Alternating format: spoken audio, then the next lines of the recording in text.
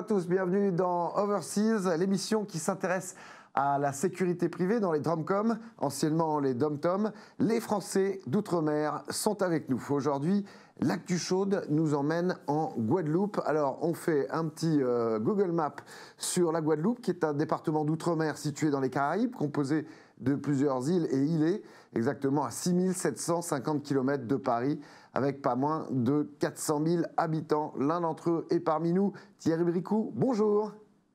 Bonjour Monsieur Carré, bonjour à tous.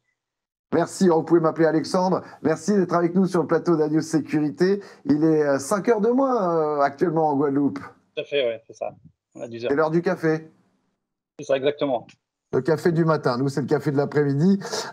Sur place, vous êtes gérant d'une société qui s'appelle Global Prévention, qui fait de l'audit, du conseil et de la formation, non seulement en Guadeloupe, mais également à Saint-Martin, on est d'accord? Tout à fait, c'est ça. Vous avez habité, depuis 2 ans maintenant.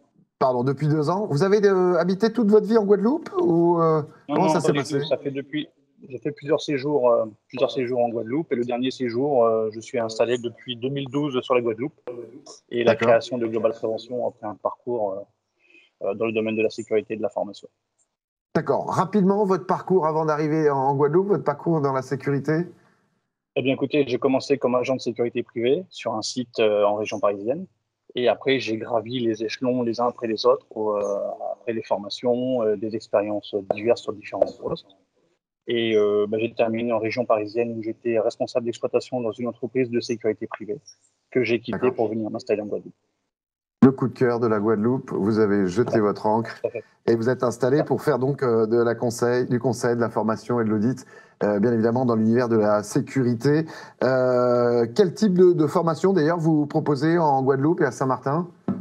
En fait, on est spécialisé dans le domaine de la sécurité privée. Donc, on forme tout ce qui est agent de prévention et de sécurité, les SIAP, les gérants d'entreprises de sécurité, la protection rapprochée, et également des offres de formation pour les chefs d'entreprise, tout ce qui est sécurité au travail. Parfait, ça fait de vous un excellent témoin pour faire un état des lieux de la sécurité privée et publique sur place. On va en parler bien évidemment de la sécurité privée et du continuum avec les forces publiques. Bien évidemment, on colle à l'actu, hein, la situation est explosive depuis maintenant quelques semaines. Tout est parti des revendications contre l'obligation vaccinale des soignants et des pompiers aussi, je crois d'ailleurs, alors qu'il y a une flambée épidémique sur l'île. Depuis un certain nombre de jours, la Guadeloupe connaît une crise sociale et sanitaire. La violence est dans la rue, les pillages se multiplient, les forces de l'ordre locales sont attaquées, on tire à balles réelles sur eux et le gouvernement a récemment envoyé le GIGN et le RAID pour essayer de prêter main force aux forces publiques locales. Le couvre-feu a même été déclaré et le dimanche 28 octobre, eh bien, le ministre des Outre-mer, Sébastien Lecornu, a fait un voyage sur place pour essayer de calmer les esprits. On va reparler de cette situation, mais actuellement, on en est où? Écoutez, ça se calme quand même un petit peu au niveau des axes routiers, ils sont plus facilement disponibles. On arrive à circuler assez facilement quand même maintenant. La nuit, c'est un autre problème, hein, puisque c'est a priori complètement différent des revendications syndicales, où là, c'est l'œuvre de personnes, enfin, voilà quoi, de pillards, de personnes malhonnêtes, tout ce que vous voulez, mais rien à voir avec les revendications syndicales. Et l'intervention du ministre, elle est censée améliorer la situation, mais c'est ce que vont demander les Guadeloupéens, c'est des actes et des paroles. Très souvent en Guadeloupe, on a l'habitude d'avoir des paroles, un peu moins des actes. Donc là, les gens vont attendre à juste titre les actes. Alors parce que ça n'arrive pas comme ça par hasard, hein, on se doute bien, il y a un historique et justement on va parler de l'insécurité qui existait déjà et depuis longtemps, et pourquoi? L'insécurité, elle est relative. Je ne sais pas si on peut comparer l'insécurité en Guadeloupe avec d'autres départements métropolitains, mais moi qui vis en Guadeloupe, je ne ressens pas cette insécurité particulièrement. Après, il y a des quartiers où je ne vais pas, à des heures où je ne vais pas non plus, mais je pense que ce sentiment-là, on l'a ailleurs en métropole aussi. Donc, il n'y a pas de phénomène d'insécurité extraordinaire en Guadeloupe. Alors, il y a en tout cas une crise sanitaire qui s'est ajoutée à une crise sociale. Ça fait, ouais, effectivement. Alors, l'historique de la crise sociale, quels sont les problèmes pour justement les Guadeloupéens et qu'est-ce qu'ils demandent à la métropole? Concrètement, je peux vous donner l'exemple, c'est de l'eau, tout simplement. C'est incroyable, mais on n'a pas d'eau. Enfin, on n'a pas d'eau tous les jours. Aujourd'hui, j'ai la chance, j'ai pu me doucher. C'est une caricature, c'est un petit point, une petite pointe d'humour. Ouais. Mais aujourd'hui, j'ai eu de l'eau, j'ai pu me doucher sereinement, ce qui n'est pas le cas tous les jours. Et il y a des gens qui ont des fois pendant plusieurs semaines, ils n'ont pas d'eau. Donc, est-ce qu'on Ah oui, il y a peut des accepter problèmes cette situation? d'alimentation. Oui, tout simplement. Hein. C'est la gestion de l'eau, c'est un scandale monumental aux Antilles. La gestion de l'eau, il y a d'autres sujets comme ça qui sont très très importants et qui demandent une gestion précise et rapide parce que ça fait des années et des années que la situation existe, qu'elle est connue et que les résultats attendus ne sont pas là, malgré les promesses. Effectivement, comme vous me le disiez en amorce de l'émission, on aurait ce problème à Paris ou en tout cas en métropole. Le problème d'alimentation en eau serait très vite réglé. Ce n'est pas le cas chez vous. Il y a également le problème de l'emploi, hein, bien évidemment. Il manque d'emploi pour les jeunes et les moins jeunes. C'est fait partie aussi des revendications de cette crise actuelle qui mélange social et sanitaire. Oui, c'est ça. C'est un ensemble de choses. Après, il y a la méthode qui peut peut-être être discutée, mais sur le fond, il y a énormément de choses qui peuvent être. Il y a un peu de vent qui se lève. Je vous en prie, parce qu'il y a eu un peu de vent, on vous entendait plus. Pardon, je disais, oui, il y a plusieurs sujets comme ça qui sont à prendre en compte. Et historiquement, on pose des problèmes en Guadeloupe avec le chlordécone, par exemple, où la population est vraiment très impliquée et attentive à ce que va pouvoir faire le gouvernement sur ça. Mais enfin, bon, voilà, il y a plein de phénomènes en Guadeloupe qui nécessitent une vraie prise en charge. Alors, Excusez-moi. il a l'air de faire beaucoup plus chaud que chez nous. Nous, on est à 3 degrés. Vous êtes à combien? Vous êtes Alors, je sais à pas, on 30, est à 28, 28, 29, 30. à l'ombre. Ouais. On est d'accord, avec de l'humidité. Avant de parler de la sécurité privée et publique actuellement, je voudrais remonter un petit peu dans le temps et faire un petit historique sur cette sécurité privée. Comment s'est-elle développée sur l'île et plutôt dans quel domaine? Bah, en fait, la sécurité a d'abord été mise en place sur les gros sites industriels qu'on peut avoir en Guadeloupe. Et on a une zone qui s'appelle Jarry en Guadeloupe qui regroupe tous les gros sites industriels. Donc là, il y a une sécurité qui a été mise en place. Ensuite, il y a eu les gros centres commerciaux. Il y a un centre commercial en Guadeloupe que tout le monde connaît, que tous les Guadeloupéens connaissent et que certainement nombre de touristes connaissent aussi.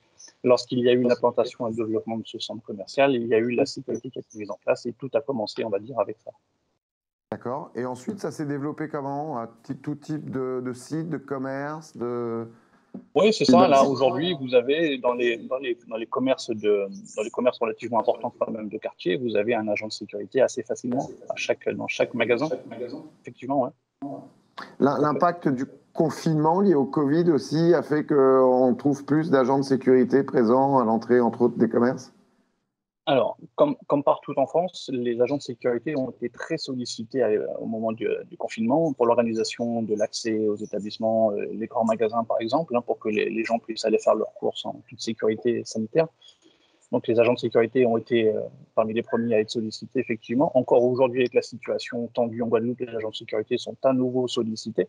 Donc il y a une grosse demande d'agents de sécurité et avec notamment le pass sanitaire également qui demande des agents de sécurité, même si ce n'est pas obligatoirement un agent de sécurité qui doit faire ce contrôle, mais les chefs d'entreprise préfèrent avoir affaire à un agent de sécurité pour ces démarches-là. Donc il y a une grosse demande, effectivement, sur la Guadeloupe et sur Saint-Martin pour les agents de sécurité.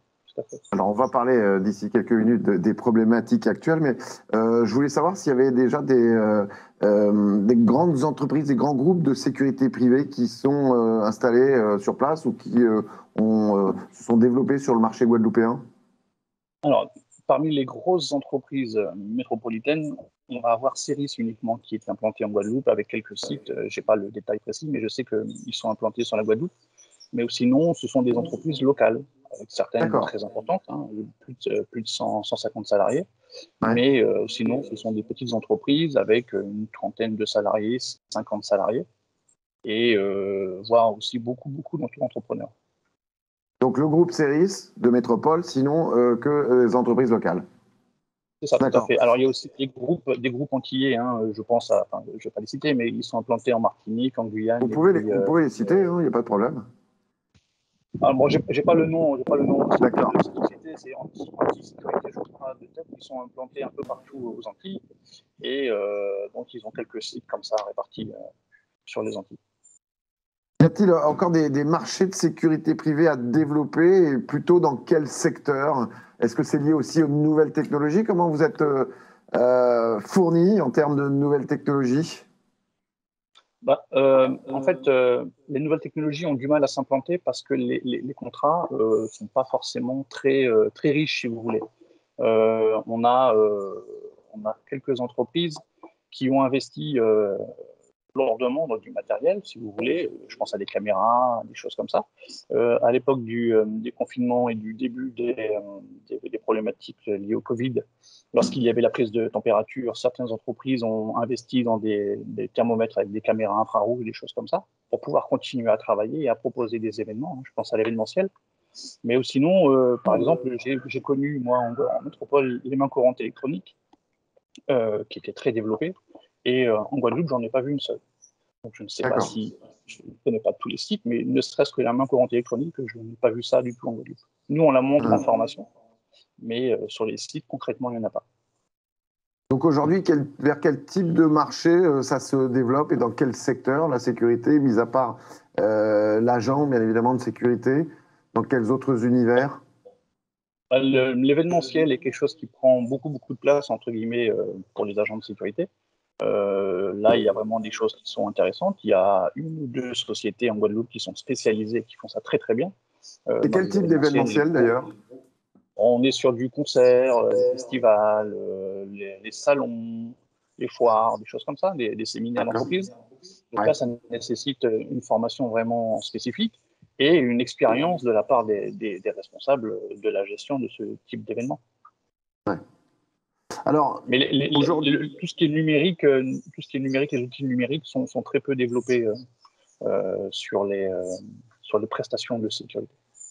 pourquoi? Parce que les nouvelles technologies ne sont pas au point à ce niveau-là chez vous? C'est pas ça, c'est que, comme je vous disais, les marchés ne sont pas vendus suffisamment cher pour permettre aux entreprises de mettre en place ces outils-là. Et je ne sais pas si les acheteurs sont au courant qu'il existe des outils et ont envie d'investir sur des outils qui permettent une gestion plus fine de la prestation de sécurité. D'accord. Alors revenons à l'actualité chaude qui est donc la crise actuelle en Guadeloupe. Euh, Quelles sont les nouvelles problématiques rencontrées par la sécurité privée depuis qu'il y a ces blocages sur les routes, ces pillages de magasins, ces couvre-feux? J'imagine que ça a changé le travail et les objectifs des différents opérateurs de sécurité privée. Alors, avec mes activités, je suis sur plusieurs groupes et j'anime moi-même un groupe WhatsApp. Et il y a énormément d'échanges sur ce sujet et les agents de sécurité en ont un petit peu assez, si vous voulez, d'être sollicités pour des missions ponctuelles uniquement lorsque la situation est très chaude. Là, on leur propose un tarif qui peut paraître attrayant, mais C'est-à-dire, on est passé de combien à combien? on va dire a priori, on est sur une fourchette de 11 ou 12 euros habituellement. Là, on parlait de 20, 22 euros quoi, hein, de l'heure pour ces D'accord. gens-là. Et ils n'ont pas envie, même à 22 euros, d'aller se confronter à des gens qui ont un seul objectif, c'est de dévaliser la boutique qui, euh, qui fait l'objet de la surveillance de l'agent de sécurité. Donc même à 22 Ouais. euros de l'heure, c'est pas intéressant. Surtout pour Ça les retomber à intéresse 12 pas. euros. C'est ça. Et deux Retomber à jours 12 euros de l'heure après, dans quelques semaines. c'est ça. C'est ça. Donc il y a cette considération-là qui exaspère un petit peu les agents de sécurité. Est-ce que les agents de sécurité estiment ne pas être assez bien protégés, d'avoir assez de protection justement pour affronter ce type de problème qu'il y a actuellement, avec les batailles des échauffourées? Est-ce qu'ils ont peur? Oui, à juste titre, ils ont peur, parce que si vous mettez un agent de sécurité en Guadeloupe devant une bijouterie, il va finir par se mettre lui-même en danger. Donc, il ne vaut mieux pas qu'il soit devant cette bijouterie ou à l'intérieur de la bijouterie. Armé ou pas armé, protégé ou pas protégé, c'est pas ça qui va régler la situation. Pour sa sécurité à lui, c'est pas vers ça qu'il faut aller, quoi. Non, non. Donc, actuellement, vous êtes confronté à un problème de personnel, manque de personnel? Alors, je ne sais pas s'il y a un manque de personnel. Je vois énormément de demandes passer sur différents forums. On m'appelle, tiens Thierry, est-ce que tu connais quelqu'un qui pourrait prendre une vacation devant un magasin, devant une boutique, de telle heure à telle heure, c'est pendant 3 jours. Hein, c'était au plus fort de la situation. Moi, je diffusais sur les réseaux et les agents n'étaient pas très très emballés pour aller travailler à des tarifs horaires intéressants. Ça ne suffisait pas à ce qu'ils décident d'aller travailler dans cette situation-là.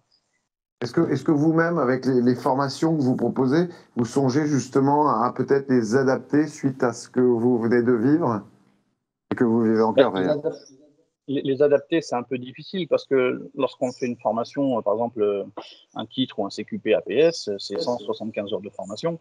Après, le contenu ne permet pas d'ajouter ou de faire preuve d'initiative, même si certaines fois, lorsqu'on a une demande spécifique, on arrive à ajouter des heures, et auquel cas, on avait introduit, nous, les techniques d'intervention professionnelle qui permet à l'agent de sécurité de se sentir un petit peu en sécurité, de lui apprendre quelques techniques de positionnement, de gestion d'une agression physique, ce genre de choses. Mais encore une fois, la situation actuelle, quand on voit que les gens tirent à balles réelles sur les forces de l'ordre, imaginez ce qu'ils peuvent faire sur un agent de sécurité qui n'a aucune prérogative spécifique. On est d'accord. Et donc, quand bien même vous les formeriez aussi sur la médiation, etc., actuellement, c'est totalement inutile. On est Alors, d'accord. la médiation, elle est déjà traitée dans la formation initiale. Hein. Il y a une partie gestion de conflit et gestion de conflit dégradé. Donc, ils ont déjà des outils. Et dans une situation comme celle-là, on va apprendre très clairement à l'agent de sécurité à se soustraire au problème et à quitter la zone dangereuse. À courir vite, en fait. C'est presque ça. C'est courir intelligemment. C'est terrible. C'est terrible à dire. Alors, Voilà. est-ce que justement, vous avez remarqué qu'il y a une évolution dans le continuum de sécurité, donc entre privé et public? D'abord, dans, de quelle manière fonctionnait-il auparavant? Et est-ce que ça a progressé? Est-ce qu'il y a plus de solidarité, plus de liens, plus d'échanges depuis? Alors, ça va peut-être vous faire sourire, mais le continuum, c'est un mot que je lis dans la presse. D'accord. Concrètement, sur le terrain, c'est pas quelque chose qui est mis en avant. Il n'y a pas de promotion localement. Après, c'est la relation qu'on peut avoir sur les sites un peu sensibles, entre guillemets, où les agents ont l'habitude d'entretenir des relations avec les forces de l'ordre. Hein. Ici, nous avons territorialement la gendarmerie et la police nationale. Donc, chacun, en fonction de son site, va entretenir des relations avec les forces de l'ordre, les responsables sécurité, par exemple. Mais sinon, le continuum, je lis ça dans la presse. D'accord. Donc vous faites partie pardon, de ceux nombreux qui estiment que le continuum est un vaste mot, mais qu'on ne le voit pas sur le terrain. Pas encore, en tout cas. Ouais. Après, ponctuellement, il y a des relations spécifiques avec une bague de nuit, par exemple, pour des sites qui sont la nuit, avec le psy sur des territoires gendarmerie. Ça, il y a des relations qui sont établies, mais c'est humainement. Il n'y a pas d'organisation, il n'y a pas de mise en place organisée avec les responsables, etc. C'est vraiment une relation terrain qui existe depuis toujours. Hein. Moi, j'ai toujours connu ça aussi. Donc, c'est quelque chose qui se fait, mais il n'y a pas d'organisation avec la préfecture, avec d'autres acteurs de l'État. Triste constat. Est-ce que quelque part, les agents de sécurité qui sont finalement des locaux sont plus respectés par les opposants actuellement au pass sanitaire que la force publique qui représente l'État, donc la Bah, métropole? sur certains sujets, c'est un petit peu plus facile d'avoir affaire à un agent de sécurité qu'à un agent de force de l'ordre, tout à fait. L'autorité de l'État, elle est régulièrement remise en cause. L'agent de sécurité, avec sans pouvoir, étant guadeloupéen ou même pas guadeloupéen, mais il a un discours beaucoup plus terrain, proche de la population, et il sera peut-être plus entendu parce que lui, il travaille ici, alors qu'on reproche très souvent aux forces de l'ordre de venir, comme c'est pour les préfets, ils viennent pour 2 ou 3 mois et ils repartent, et après on en a un autre. C'est un petit peu le constat avec les forces de l'ordre aussi. Ils viennent en gendarmerie, par exemple, ils viennent pour 3 ans, ils repartent, et il faut recommencer le travail qui aura pu être mis en place. Alors que l'agent de sécurité, lui, il est là, il vit là, ses enfants vont à l'école ici, et enfin voilà, donc il est présent sur le terrain avec la population et ils souffrent des mêmes problèmes. Pour terminer, Thierry, je voulais vous demander si, en termes de formation, avec votre expertise et votre entreprise, dont je rappelle le nom, Global Prévention, est-ce que vous trouvez qu'il y a une montée en gamme des agents en termes de formation? Est-ce qu'il y a une demande aussi de leur part pour monter en gamme, pour peut-être arriver sur du middle office, comme on l'appelle, et bien évidemment tirer les prix vers le haut, enfin les salaires vers le haut? Alors oui, effectivement, il y a une vraie montée en compétences qui se voit. C'est avec les formations qui sont aujourd'hui délivrées, qui sont vraiment encadrées strictement, avec la qualité des formateurs, les centres de formation qui doivent être agréés, etc. Il y a tout ce travail qui a été fait, qui fonctionne. Et la qualité des formations, bien sûr, puisque à mon époque, quand j'ai commencé, il n'y avait pas de formation. Il y avait juste un courrier qui était fait au préfet pour dire voilà, j'embauche telle personne. Aujourd'hui, c'est vraiment très encadré, très surveillé, des fois c'est même très contraignant. Mais les agents de sécurité sont bien formés, avec un vrai niveau qui a évolué, ne serait-ce qu'avec le cadre légal qui, sans être maîtrisé, est maintenant connu et ça permet aux agents de sécurité d'avoir une vraie conscience professionnelle et des techniques professionnelles aussi de travail. Merci beaucoup Thierry Bricou. Vous êtes, je le rappelle, en Guadeloupe. Je vous laisse avec vos palmiers. Je vais retrouver mes pavés. En tout cas, merci d'être venu à distance sur le plateau d'News Sécurité. Bonne continuation sur place. Continuez à bien former ces équipes de sécurité privée. On progresse. Et petit à petit, on va y arriver à cette formation de très bon niveau. Et on espère attendre vers ce continuum tant attendu. Merci Thierry. Bien, merci à vous, au revoir. Merci beaucoup à toutes les équipes d'News Sécurité pour avoir préparé cette émission Overseas. À très bientôt. En attendant, prenez soin de vous. Ciao.